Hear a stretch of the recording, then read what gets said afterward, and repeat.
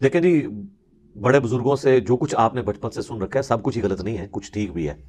ظاہر ہے ان کو ہر بات ہی تو غلط نہیں بتائی گئی تھی، صحیح باتیں بھی بتائی گئی تھی۔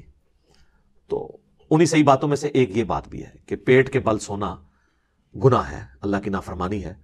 سنن نبی داؤد میں حدیث ہے، ایک صحابی تھے اصحاب صوفہ میں سے، سیدنا قیس غفاری، وہ کہتے ہیں کہ میں مسجد نبی میں لیٹا ہوا تھا، پیٹ کے بل میرے سینے میں تکلیف تھی، تو اس کی وجہ سے میں پیٹ کے بل لیٹا ہوا تھا، تو ایک شخص آیا اور اس نے میرے پاؤں پہ آ کے اپنے پاؤں سے ہلکی سی ٹھوکر ماری متوجہ کرنے کے لیے، اور کہا کہ پیٹ کے بل مت لیٹو، یہ اللہ کی نافرمانی ہے۔ تو وہ کہتے ہیں میں نے جب مڑ کے دیکھا تو وہ اللہ کے نبی علیہ السلام تھے۔ تو اس سے جو لیٹا ہوا شخص ہے اس کو اٹھانے کا طریقہ بھی پتہ چل گیا کہ آپ اس کے پاؤں پہ پاؤں، ویسے بھی کوئی سویا ہوا شخص زمین پہ سویا اور آپ آ کے، یہ نہیں ہے کہ اس کے پاؤں کو یوں ہلائیں گے، ٹھیک ہے، اس کو آپ پاؤں سے زور سے بھی نہیں مارنا، یہ نہ ہو کہ اکرام مسلم کر دے آپ کا اٹھتے ہی، آرام سے اسے پاؤں سے پاؤں ہلائیں اور اس کو یوں اٹھائیں۔ اسی کو سپورٹیو ایک اور حدیث ہے، اس میں تو الفاظ ہے نافرمانی۔ سنن ابن ماجہ میں ایک حدیث ہے، حضرت ابو ذر غفاری کہتے ہیں کہ میں ایک دفعہ پیٹ کے بل لیٹا ہوا تھا، تو ایک شخص آیا اور اس نے اپنے پاؤں سے میرے پاؤں پہ ہلکی سی ٹھوکر لگائی اور مجھے کہا کہ اٹھ جاؤ، یہ جہنمیوں کا طریقہ ہے۔ تو کہتے ہیں میں نے پلٹ کے دیکھا تو وہ اللہ کے نبی علیہ السلام تھے۔ تو ان دونوں حدیث سے پتہ چلا کہ یہ جہنمیوں کا طریقہ بھی ہے اور گناہ بھی ہے۔ جہنمیوں کا طریقہ اس اعتبار سے بھی ہے کہ انہیں اوندھا منہ کر کے جہنم میں ڈالا جائے گا، اس اعتبار سے بھی ہے کہ جہنمیوں کو جب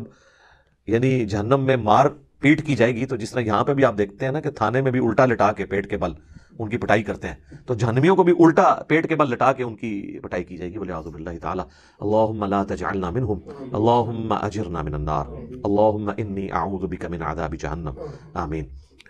تو اس اعتبار سے اسے جہنمیوں کا بھی طریقہ کہا گیا، اور اللہ کی نافرمانی تو بہرحال اس کے اندر ہے ہی ہے۔ باقی کئی ایک چیزیں ہیں جن کے اوپر ریسٹرکشن ہے شریعت میں۔ اس حوالے سے ایک اور سوال بھی پوچھا جاتا ہے، وہ کہتے ہیں نہیں، صحیح مسلم میں ایک حدیث ہے کہ نبی علیہ السلام نے کہا کہ کوئی شخص زمین پہ ایسا چت نہ لیٹے کہ اس نے ایک ٹانگ کے اوپر دوسری ٹانگ رکھی ہوئی ہو۔ حالانکہ ہم میں سے اکثر لوگ ایسے لیٹ جاتے ہیں کہ سیدھا لیٹے اور ٹانگ پہ ٹانگ رکھی، ریلیکس ہو جاتا ہے نا بندہ تھوڑا سا۔ تو مسلم شریف میں حدیث ہے کہ اس طرح لیٹنے سے نبی علیہ السلام نے منع فرمایا۔ اگلے دن بھی ایک بھائی نے مجھ سے رابطہ کیا اور انہوں نے کہا کہ میں نے مشکات میں بھی حدیث پڑھ لی ہے، تو پھر میں نے ان کو بتایا یہ حدیث جو ہے یہ منسوخ ہے،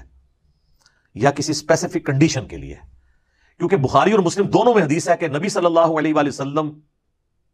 کو ایک صحابی کہتے ہیں میں نے اس حال میں لیٹے ہوئے دیکھا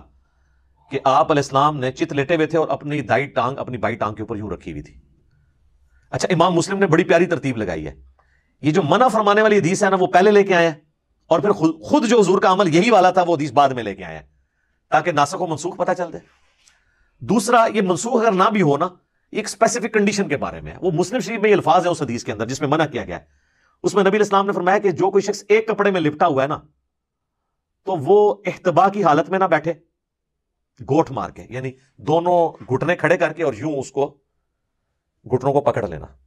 تو ایک کپڑے میں اس کا ستر کھلنے کا اندیشہ ہے، اور نہ وہ اس حالت میں زمین پہ اس طرح لیٹے کہ وہ ایک ٹانگ پہ دوسری ٹانگ رکھے۔ اگر آپ نے کپڑے اس طرح کے پہنے ہوئے ہیں کہ جو ایک چادر میں آپ لپٹے ہوئے ہیں، تو اس میں آپ جب یوں کریں گے تو آپ کی بے پردگی ہونے کے چانس ہیں۔ پینٹ میں یا ٹراؤزر میں یا شلوار میں اگر کوئی شخص یوں کرتا ہے تو اس کی بے پردگی کے چانس نہیں ہوں گے۔ تو یہ اسپیسیفکلی اس چیز کے بارے میں ہے، آپ دیکھیں اس لیول تک ڈیٹیل چیزیں بتائی گئی ہیں۔ سنن نبی داؤد میں حدیث ہے، نبی علیہ السلام نے فرمایا اگر تم میں سے کوئی کسی سایہ دار چیز کے نیچے بیٹھا ہے نا اور تھوڑی دیر بعد وہاں پہ دھوپ آ گئی ہے تو وہاں سے اٹھ جاؤ، آدھی دھوپ اور آدھے چھاؤں میں مت بیٹھو۔ سائنٹیفکلی بھی یہ چیز ظاہر ہے وہ ایک تھرمل ڈیفرنس تو ٹیمپریچر کا کریٹ ہو جائے گا نا، یا مکمل دھوپ میں آ کے بیٹھو یا مکمل چھاؤں میں بیٹھو، درمیان میں نہ بیٹھو۔ اسی طریقے سے ابو داؤد میں حدیث ہے کہ کوئی شخص کسی ایسی چھت کے اوپر نہ سوئے جس کے گرد پردے نہ لگے ہوئے ہوں۔ رات کو بندہ نیند میں اٹھے تو گر سکتا ہے۔ بعض لوگوں کو سوتے ہوئے چلنے کی بھی عادت ہوتی ہے، سوتے ہوئے چلنے کی عادت نہ بھی ہو، بعض اوقات ہمارے ساتھ عام حالت میں بھی ہوتا ہے کہ ہم جب صبح اٹھتے ہیں کئی بار پوری یعنی وہ بوٹ نہیں ہوا ہوتا دماغ، آپ کو اپنے گھر میں بھی نہیں پتا چل رہا تھا میں کون سے کمرے میں آ سویا ہوں، تو کسی اور طرف چلا جاتا ہے۔ اور کئی لوگ سیڑھیوں سے اپنی گر گئے ہیں، گئے باتھ روم تھے لیکن وہ دوسرے راستے پہ سیڑھیوں سے نیچے جا کے گر گئے ہیں، نہیں پتا چلا ان کو، ہو جاتا ہے ایسے۔ تو نبی صلی اللہ علیہ وسلم نے ایسے آپ نے چھت پہ بھی نہیں سونا جس کے گرد پردہ نہ ہو، تاکہ اگر کوئی ایسا معاملہ ہو جائے تو پھر اپنے آپ کو ملامت کرنے والی بات ہے۔ بخاری مسلم میں ایک حدیث ہے، نبی علیہ السلام نے فرمایا کہ کوئی شخص رات کو اپنے گھر میں اس حال میں نہ سوئے کہ اس کا کوئی جو ہے وہ دیا وغیرہ بتی جل رہی ہو اس کو بجھا کے سوئے، آگ انسان کی دشمن ہے، کیونکہ شیطان بھی آگ سے بنا ہے، وہ انسان کا دشمن ہے۔ اور اسی حدیث میں موجود ہے کہ مدینہ شریف میں ایک گھر تھا جو رات کو یہ دیا جلاتے ہوئے سو گئے، تو رات کے وقت چوہا آیا تو وہ بتی کو لے گیا اپنے ساتھ،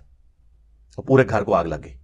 کیونکہ وہ تیل ہوتا تھا، مٹی کا تیل تو ہوتا نہیں تھا، وہ تو چوہا تو ظاہر پیے تو مر جائے، اس زمانے میں تو کھانے والا تیل ہی جلانے کے لیے بھی استعمال ہوتا تھا،